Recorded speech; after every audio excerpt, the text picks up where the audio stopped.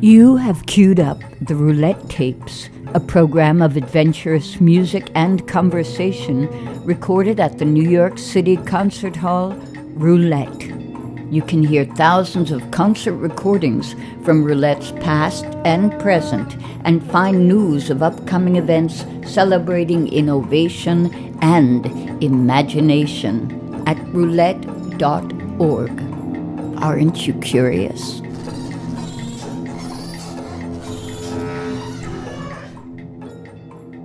In this edition, we focus on the improvisational work of composer, singer, storyteller Shelley Hirsch, admired around the world for lightning-quick free association with sounds and words and memories, captured here in recordings dating to 1987 with a stellar group of collaborators as collected in the Roulette Concert Archive, along with Hirsch's commentary on the journey.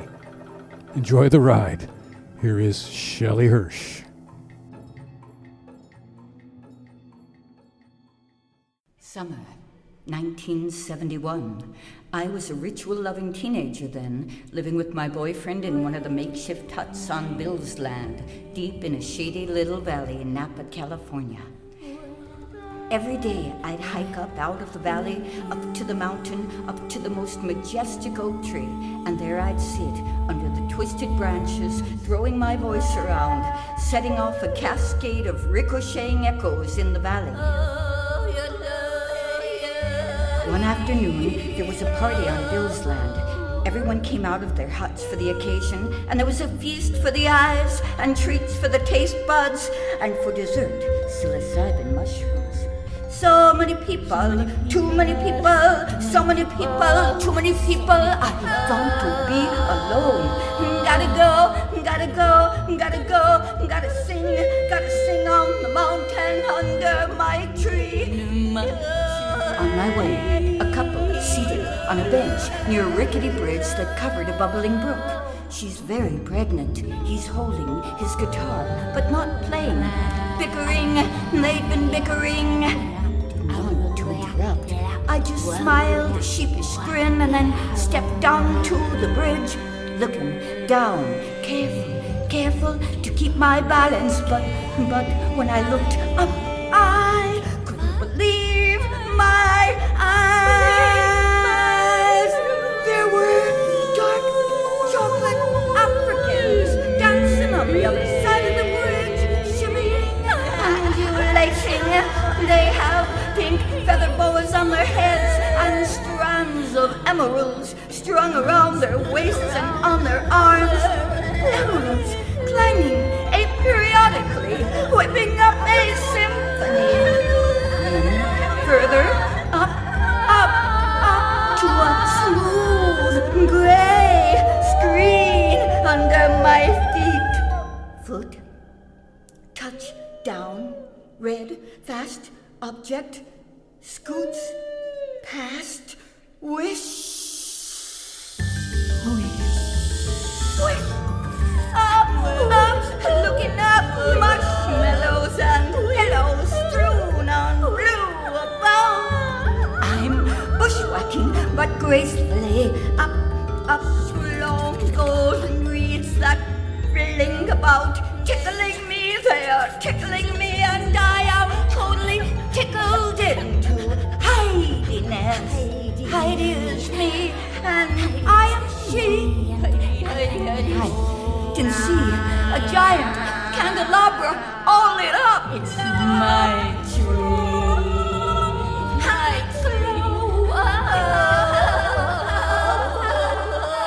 glow. No, wait, it can't be. There's Peter with a guitar. Check it out. He and me and the tree. Equidistant, we are forming an equilateral triangle. The long and golden reeds are clapping now. Applauding. Peacock feathers are springing up. Thousands of them with cerulean blue eyes. Witnesses as Peter and me arrive at my tree at the exact same moment. An instant without saying a word, we're gonna start playing a song that we have never, ever heard before.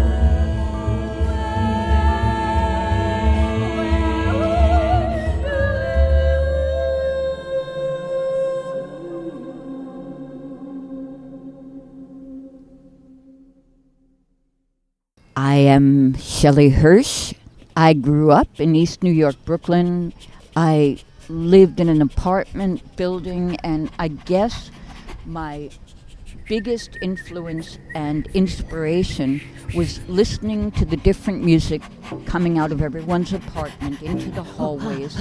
And I had a fascination with the transformation of sound, moving from my little living room into the very resonant hallways, down the staircases, into the courtyard, onto the streets, into the projects, and hearing different kinds of music and accents and acoustics.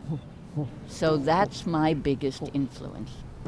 I dropped out of high school and I moved to my own apartment, well, actually with a friend who I met while I was finding misfiled poodle cards at the American Kennel Club. Very soon after, when my apartment was ransacked, I moved to California hoping to become a kabuki dancer. That didn't pan out, as all the parts are played by men. But then I wound up hitchhiking and finding my way to a workshop, and the name of the group was the Theater of Man. I wound up at 19 or 18 still, performing and touring with the group led by Cecile Pineda. And I used to go with the group to all different spaces and environments, collecting sound. But then my house, we got busted, that house where I lived, and I wound up moving, it sounds like crazy, moving back to New York and then off to Europe to live in Amsterdam in a beautiful squatted loft that I had with a French woman, Maxime Cardon. And then I said, okay, goodbye New York, goodbye USA. I'm going back to New York and I'm going to move back to this incredible loft. But while I was back in New York, the loft was torn down and a metro station was put in. So I stayed, got my GED, again hitchhiked, and wound up in a group where I somehow composed music for a piece at the Cathedral of St. John the Divine. So I don't know, what else? Do you want me to talk about the time I walked home from my job at the American Kennel Club, and at the at the book store that I went to since I was 15, I found a few records to take home. One was Kathy Barbarian, and she was doing all of those pop songs. And I also found John De Gattani singing Schoenberg's Pierre Lunaire, and Ahmad Jamal playing piano, and some shakuhachi recording, you know, kind of spiritual but very beautiful. And I took them home, and that was my collection of records. So, and then I remember on the way I would stop home in this club called Port of Call East, and I was singing outside. I guess I was really cute, and they invited me to come in and jam with them. And then I met one of the guys, and they're saying, yeah, what you're doing is kind of like Balinese jazz. And I'm, wow, that's it, yeah.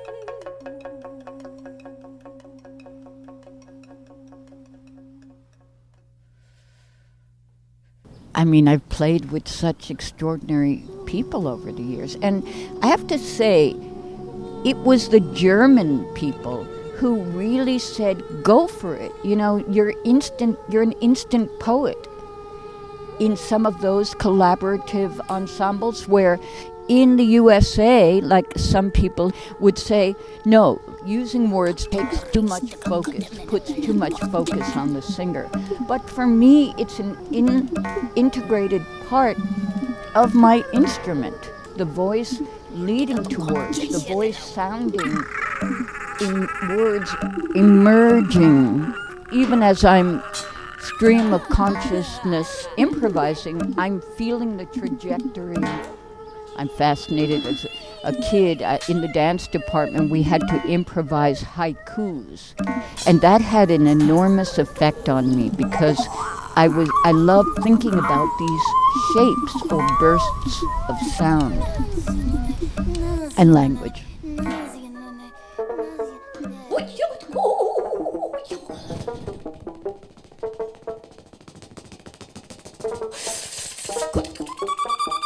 I need to see a silhouette.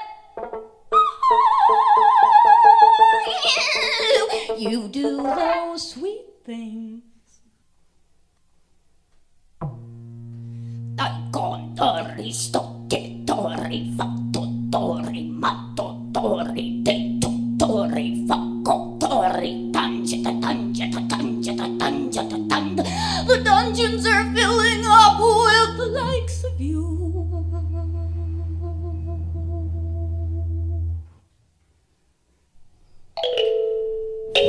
Frozen like a dream I had yesterday evening.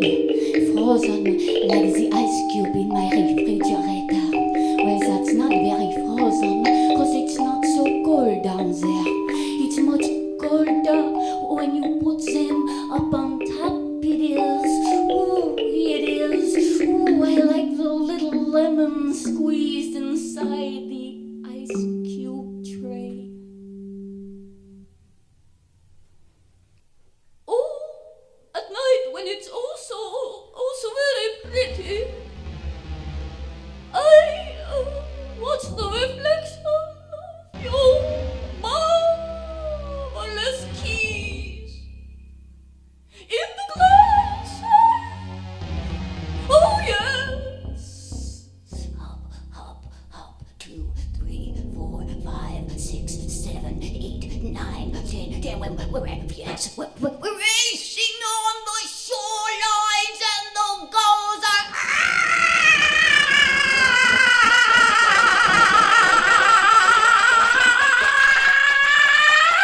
waving their wings.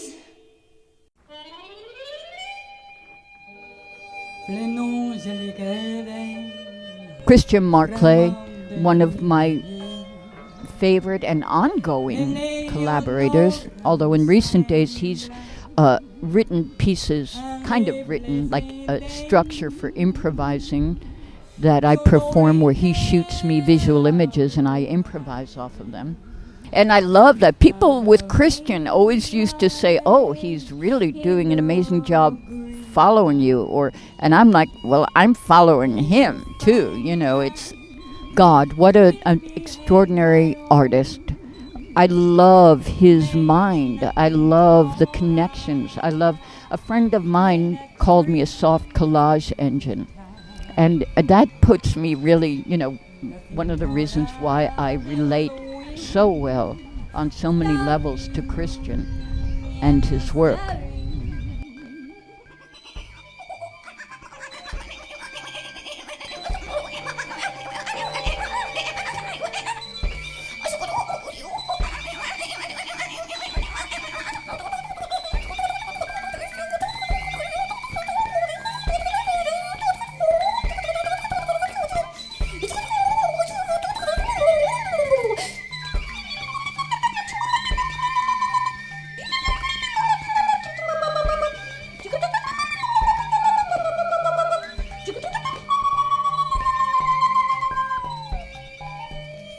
And they take the arm, the needle. I mean, they take the arm, and they pull it back. They pull it back. They pull it back. They pull it back. they pull it back way once belong, climbing like an ivy.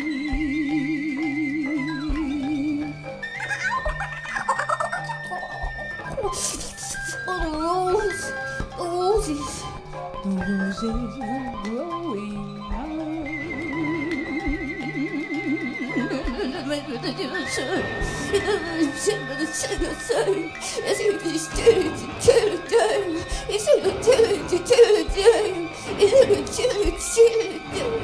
Alright, it's gonna be when you said tomorrow, you meant yesterday. When you said yesterday, you meant tomorrow. When you said tomorrow, you meant yesterday. When you said yesterday, you meant tomorrow.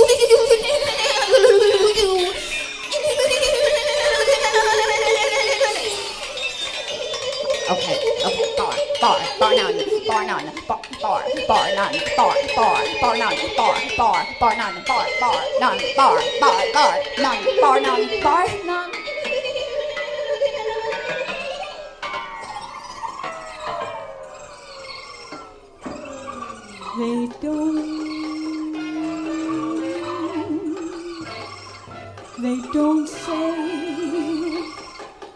what they say.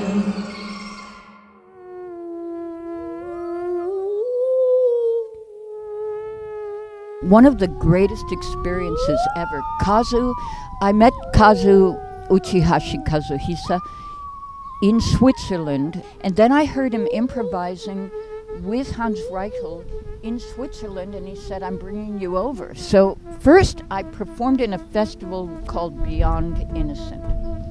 Then 3 days later, and that had tons of people there, tons of press, he and I were going to do our first duo playing ever in a little club in Kobe called the Big Apple. The ceilings were about 6'3", and the bartender was 6'2". And Kazu and I, he was not really understanding English, but it was insane. He'd been listening to standards and every kind of music since he was a kid. And he'd go, ba, ba, and I'd go, in a sentimental, and he'd be there with me for the song. And then launching off, I did get a little tipsy. It was a bar after all. And the words that I could come out with, because these people didn't know what I was saying anyway, so there was no real self-consciousness or how are my words, or is this good or is this bad. It was just there. It was just present, connected with him, and it is always extraordinary to play with him.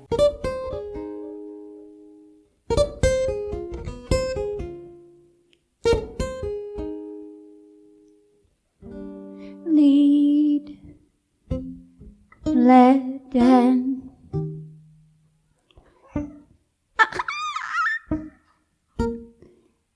accidentally faced with chronological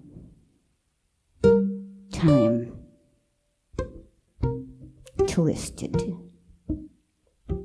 A little flight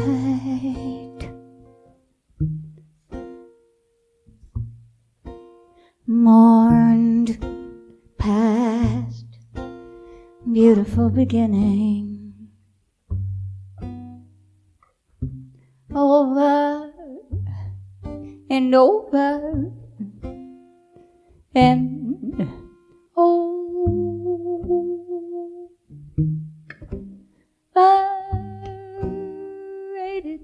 pleasure. Your treasure chest is full of my smiles. Your closed eyes shattered my heart. The opposite way. Broken. Inside. Sight.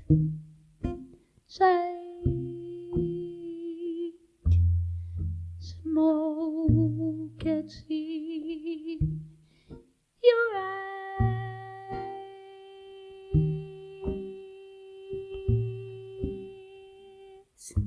They asked me how I knew our true love was true, and I of course replied, there's something there inside when smoke gets in your eyes.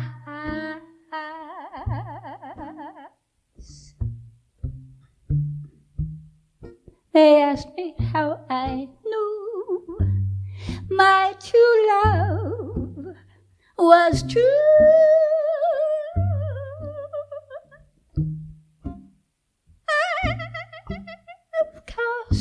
Replied, something there inside cannot be denied.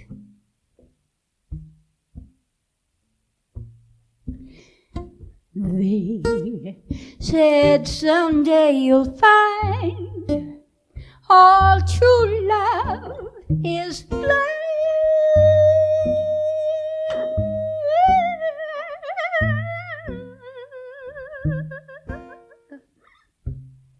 Something there cannot be denied when smoke gets in your eyes.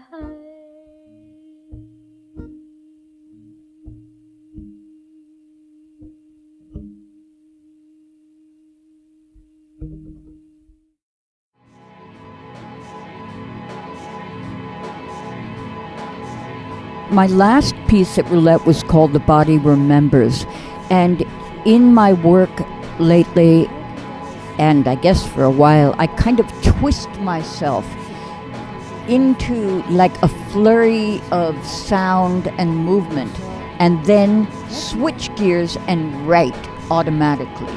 So I've been focusing a lot on that, of what kind of text, of even writing on large sheets of paper, and how that movement affects what is coming out of me, generating memory, like squeezing it out of the recorder that our body is.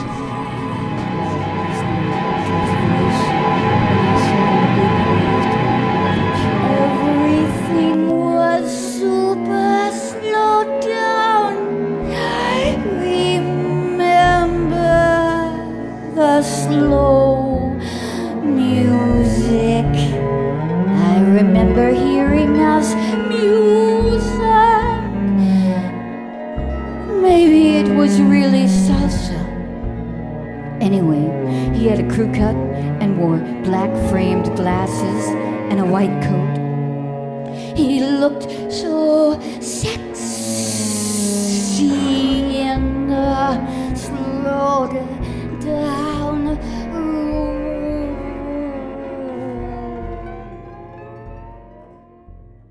Oh my God, Roulette. It's like, I don't want to say I'm sentimental because that sounds kind of superficial, but like Roulette, heart and soul, I started going there, performing there in probably 82.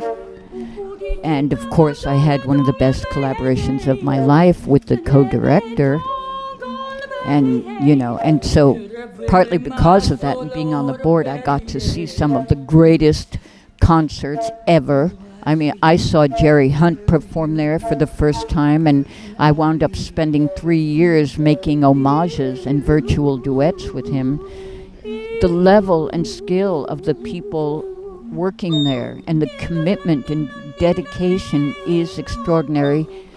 So I love Roulette, and I hope you do too. I hope people donate. Wow, like that's a home. That's a home.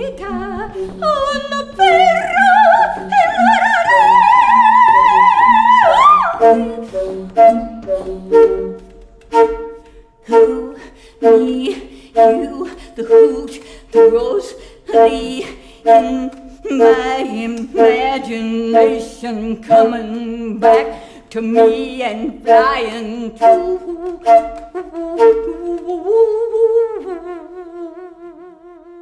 The sounds and stories of composer, vocalist, and master improviser Shelley Hirsch, selected from the Roulette archives and Hirsch's personal collection dating from 1987 to 2020. We've listed the remarkable collaborators in the metadata. The Roulette Tapes podcast, a 2021 Webby Honoree, is made possible in part with support from the National Endowment for the Arts and the Grammy Museum. Please subscribe. This is David Weinstein at the desk. Thanks to Shelley Hirsch and all the musicians and all listening.